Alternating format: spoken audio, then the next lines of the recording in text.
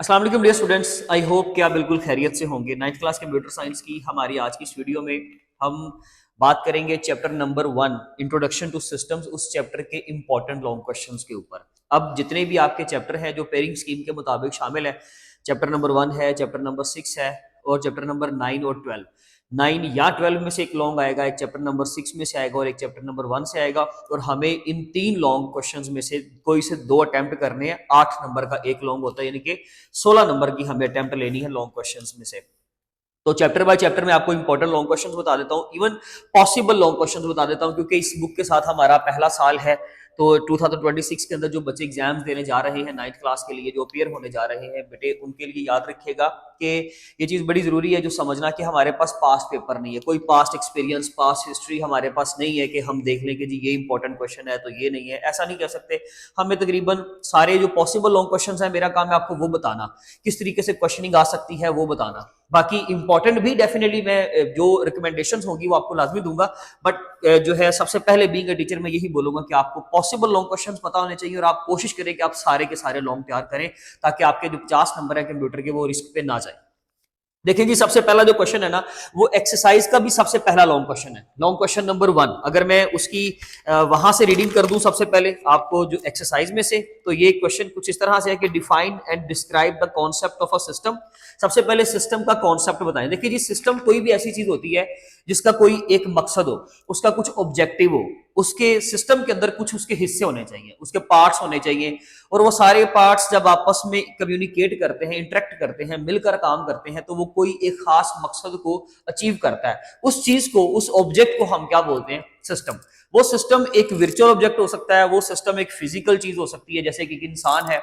इसी तरह अगर हम एक वर्चुअल ऑब्जेक्ट की बात कर ले तो मैं एक सॉफ्टवेयर या एक वेबसाइट की बात कर लेता हूँ, एक गेम की बात कर लेते हैं। तो ये सारी चीजें जो भी एग्जिस्ट करती है ना, वो एक सिस्टम रखती है, वो एक बेसिकली अपना एक मकसद रखती है, उसको हम सिस्टम कह सकते हैं। इसी तरह से एक्सप्लेन द फंडामेंटल कंपोनेंट्स। कौन कौन से कंपोनेंट्स है जी? ऑब्जेक्टिव्स हैं, इन्वायरमेंट है और मेथड्स ऑफ कम्युनिकेशन है विद इन अ सिस्टम। यानी कि एक सिस्टम के अंदर क्या तरीकाकार है कम्युनिकेट करने का। यानी कि इसके अलावा हमने ऑब्जेक्टिव्स के बारे में बताना है कि सिस्टम का ऑब्जेक्टिव क्या होते हैं। फिर इसके अलावा हमने इन्वायरमेंट पे बात करनी है कि जितने भी कम्युनिकेशन करते हैं कंपोनेंट्स एक सिस्टम के, वो किस इन्वायरमेंट के अंदर कम्युनिकेट करते हैं, इन्वायरमेंट वहां पे क्या चीज होती है। ठीक है जी। ये वैसे तो सारा हम लोगों ने वीडियोस अपलोड की हुई है, आप सारी सीरीज जाकर प्लेलिस्ट में देख भी सकते हो। आइकन आपको शो हो जाएगा ऊपर आई बटन पे, वहां पर आप जाके इस पूरी प्लेलिस्ट को चेक भी कर सकते हो, अपने सारे लेक्चर्स क्लियर कर सकते हैं। फिलहाल हम बात करें लॉन्ग क्वेश्चन की, तो ये हमारा एक्सरसाइज का पहला लॉन्ग क्वेश्चन। ठीक है जी। और अगर हम टॉपिक पे चलें तो वहां पे थ्योरी ऑफ सिस्टम की डेफिनेशन भी पूछी जा सकती है। अदरवाइज जो पहला क्वेश्चन आएगा ना, वो आएगा जी, what is system theory? What do you know about the system theory? या what is the concept of a system theory?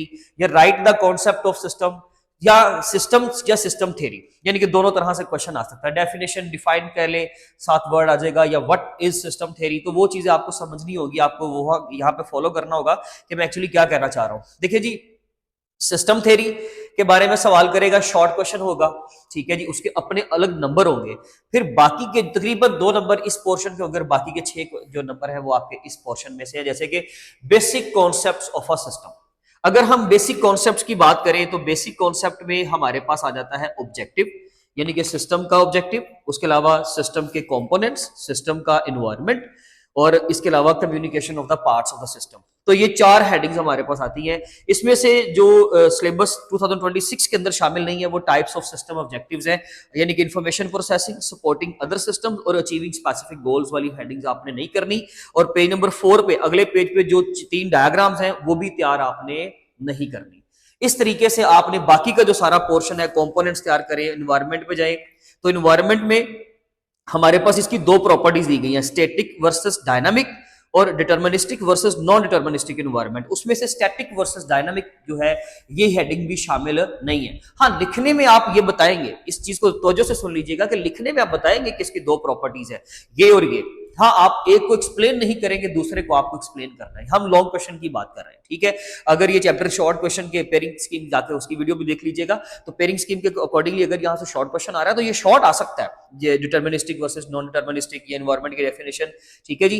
तब आप जो प्रॉपर उसका कंटेंट है वो लिख रहे हैं। लेकिन अगर लॉन्ग क्वेश्चन की बात करें तो वहां पर हम स्टैटिक वर्सेस डायनामिक की जस्ट उसका नाम लिख देंगे बट एक्सप्लेन नहीं करेंगे। यानी कि जो भी चीज आपकी सिलेबस में शामिल नहीं, आप उसका जिक्र कर सकते हो, हाँ आप उसको एक्सप्लेन ना करें, आप उसको तैयार ना करें। लिख देना गलत नहीं होगा, याद रखें, लेकिन छोड़ देना जो है वो आपके मार्क्स डिडक्ट करेगा, इसलिए इस चीज को समझने की कोशिश करें। पहला क्वेश्चन आपका इस तरह से हो सकता है जी, ठीक है।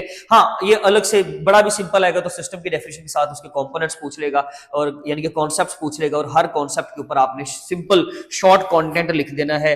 अगर कोई बच्चा इन्वायरमेंट में स्टैटिक वर्सेस डायनामिक को एक्सप्लेन करना भूल जाता है तो डेफिनेटली मार्क्स डिडक्ट होंगे, क्योंकि इस वाहिद एक हेडिंग के अंदर हमारे पास एक सब हेडिंग आ रही है, ये वाली static versus dynamic. Otherwise communication simple definition है, इसके अलावा कंपोनेंट सिंपल डेफिनेशन है, और ऑब्जेक्टिव भी उन्होंने सिंपल बना दिए। पहले ऑब्जेक्टिव की टाइप्स भी थी, वो अब निकाल दी। तो अब तो सिंपल, यानी कि ये चार जो इसके अंदर कॉन्सेप्ट आते हैं, उन चारों की सिंपल सिंपल आपने डेफिनेशन और साथ में एग्जांपल्स लाजमी देनी है लॉन्ग क्वेश्चन में। नंबर 2 पे सिस्टम एंड साइंस का एक टॉपिक है। इस टॉपिक को आधा उन्होंने शामिल नहीं किया क्योंकि इसमें से डिजाइन साइंस का टॉपिक जो है वो निकाल दिया गया। ये पेज नंबर 11 पे आपका एक लॉन्ग है सिस्टम एंड साइंस। आप सिस्टम एंड साइंस के बारे में बताएंगे, सिस्टम के बारे में भी बताएंगे अलग से, साइंस के बारे में भी बताएं। फिर साइंस को दो हिस्सों में डिवाइड किया जाता है, नेचुरल साइंस और डिजाइन साइंस। देखिए, लिखने की हद तक आप उसको लिख सकते हो डिजाइन साइंस, ठीक है जी। लेकिन सिलेबस के अकॉर्डिंगली 2026 की बात हो रही है, उसके अकॉर्डिंगली ये डिजाइन साइंस का टॉपिक अंदर से निकाल दिया गया। तो सिर्फ आप क्या करेंगे, इन डेफिनेशंस को लिखने के बाद, अपना पहला पैराग्राफ कंप्लीट करने के बाद, एग्जांपल देने के बाद आप नेचुरल साइंस पर आए, नेचुरल साइंस की डेफिनेशन दें, एग्जांपल दें, साथ में जो उसका इंपेरिकल साइकिल है वो साइकिल लाजमी बनाएं।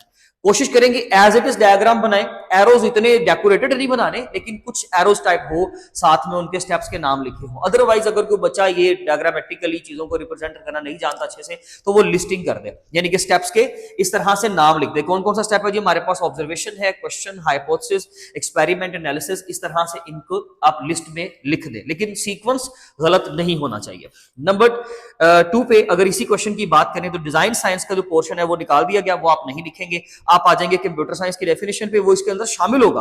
1.3.3 आर्टिकल पेज नंबर 12 पे वो इसके अंदर शामिल होगा, आप उसके बारे में लिखेंगे। फिर natural science of computer science, ये वाला आर्टिकल 1.3.3.1 ये आर्टिकल आपका शामिल होगा। क्यों? क्योंकि नेचुरल साइंस शामिल है ना, तो natural science of computer science वाला टॉपिक भी आपका शामिल है। हाँ, design science of computer science जो है वो आप समझ सकते, कह सकते हैं कि जी वो उसके हवाले से अगर आप कोई कुछ भी नहीं लिखते तो इट्स ओके, वो चलेगा। ये आपका इतना लॉन्ग क्वेश्चन, बट ये एक इंपॉर्टेंट लॉन्ग क्वेश्चन है। ये इतना इंपॉर्टेंट नहीं है क्योंकि इसके अंदर से एक पूरा इसका आधा हिस्सा ही निकाल दिया गया है, तो ये लॉन्ग रिकमेंडेड नहीं है कि ये लॉन्ग आएगा, लेकिन ठीक है आप उसको लॉन्ग के तौर पे कंसिडर करें। हाँ, ये तो एक इंपॉर्टेंट लॉन्ग क्वेश्चन है। इसके अलावा the most important long question पीछे बचता ही एक है, और वो है architecture of von Neumann computers या वॉन न्यूमन आर्किटेक्चर। इस तरह से सवाल आ सकता है। देखिए, सबसे पहली चीज ये समझे कि ये एक इंपॉर्टेंट मोस्ट इंपॉर्टेंट क्वेश्चन है, बट ये सारा नहीं आ सकता। एक 1% चांस है, मैं समझता हूं 100 में से 99% चांस है कि ये आपका क्वेश्चन जो है एक इंपॉर्टेंट क्वेश्चन है, और ये जिस तरह बताने लगा हूं इस तरह नहीं आएगा। क्या बताने लगा हूं जी, देखें, write a note on architecture of von Neumann computers, ये नहीं आ सकता।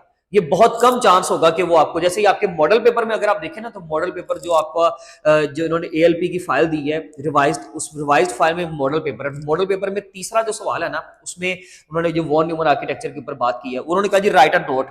सारा क्वेश्चन कभी नहीं आएगा, इस तरह पॉसिबल ही नहीं है, क्योंकि इसके अंदर देखें कंपोनेंट्स एक अच्छा खासा पूरा पेज का लॉन्ग है, वर्किंग है उसकी, फिर कैरेक्टरिस्टिक्स, एडवांटेज, डिसएडवांटेज, ये सारा नहीं आ सकता।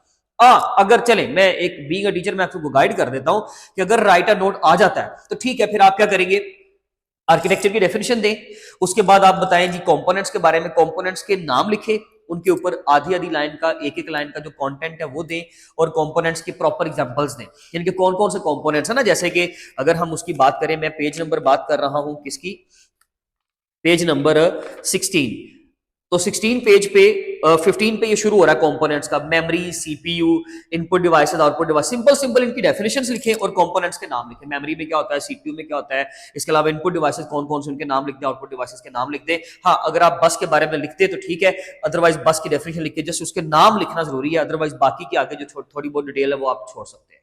इवन आप ये डायग्राम जो है ये आप छोड़ सकते हैं अगर राइट अ नोट आ जाता है तो। ठीक है जी, ये वाली डायग्राम मैं आपको बताता हूँ कि इसकी डायग्राम आप एडजस्ट कैसे करेंगे। अच्छा, उसके बाद फिर आप आ जाएंगे वर्किंग पे।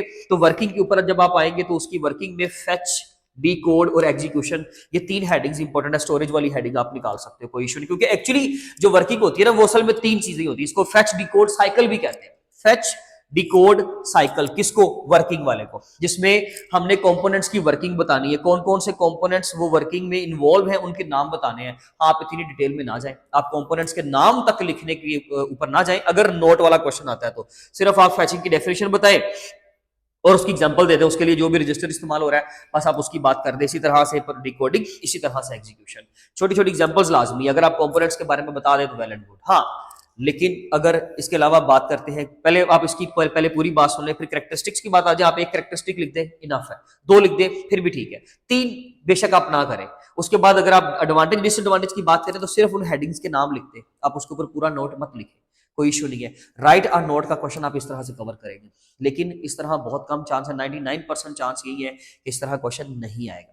होगा क्या कि आपको आर्किटेक्चर की डेफिनेशन के साथ, यानी कि उसकी डिस्क्रिप्शन के साथ आपको कंपोनेंट्स पूछ लेगा, या वर्किंग पूछ लेगा, या फिर कैरेक्टरिस्टिक्स एंड एडवांटेज डिसएडवांटेज अलग से भी आ सकता है। इवन ये भी हो सकता है कि कंपोनेंट्स के साथ ये मिलाकर आ जाए या वर्किंग के साथ ये मिलाकर आ जाए। ये क्वेश्चन असल में इस तरह आएगा, यानी कि मैं समझता हूं कि आप इसको तकरीबन करेंगे तो तैयार सारा ही। देखिए इनडायरेक्टली आप बोलेंगे सर हमें तो सारा तैयार करना पड़ा, जी आप करें तैयार, लेकिन आपको ये भी तो पता होना चाहिए ना कि आपने वहां पे अटेम्प्ट कैसे करना है। आपको वर्किंग पूछता, आप कंपोनेंट्स में लिख कर आ जाते हो, तो टाइम वेस्ट तो किया ना आपने, गलत किया, नंबर भी गए। इसलिए फिर बता रहा हूँ, इसलिए गाइड कर रहा हूँ कि आपको पता होना चाहिए कि एक्चुअली इसकी क्वेश्चन किस तरह से आएगी। ये आपका एक्सरसाइज का लॉन्ग क्वेश्चन नंबर 6 भी है। ठीक है जी, इसके अलावा एक्सरसाइज के लॉन्ग क्वेश्चन में क्वेश्चन नंबर 7 रिवाइज्ड सिलेबस के मुताबिक शामिल है, लेकिन उसका टॉपिक शामिल नहीं है। तो आप जो है ये एक एम्बिगुअस पार्ट है, इस तरह का जहां पे एम्बिग्विटी आ जाएगी ना, जहां पे डाउट आ जाएगा, वो क्वेश्चन आपका शामिल नहीं होगा। क्वेश्चन नंबर 1 से रिलेटेड कोई भी आपका क्वेश्चन हो मजीद तो वो आप लोग पूछेंगे, चैप्टर नंबर 1 से रिलेटेड, सॉरी। इसके अलावा अदरवाइज हम चैप्टर नंबर 6 की जो है वो वीडियो इंशाल्लाह जल्दी लॉन्च करेंगे। फिर उसके बाद इंशाल्लाह इसी तरह से इसकी चैप्टर बाय चैप्टर कंप्लीट करने के बाद तब हम टेस्ट सेशन की तरफ चलेंगे, क्योंकि बहुत सारे बच्चों के इस चीज के बारे में कमेंट्स आते हैं कि जी हमें टेस्ट सीरीज स्टार्ट करनी चाहिए। ऑब्वियसली हम स्टार्ट करेंगे, उसका एक शॉर्ट्स जो है वो हम एक पीरियड रखेंगे जिसमें बच्चे आसानी से जो है अपना टेस्ट अटेम्प्ट कर सकेंगे। इवन उस टेस्ट को बाद में डिस्कस भी किया जाएगा। मिलेंगे अपनी नेक्स्ट वीडियो में, तब तक अपना बहुत ज्यादा ख्याल रखें। थैंक यू सो मच, अल्लाह हाफिज़।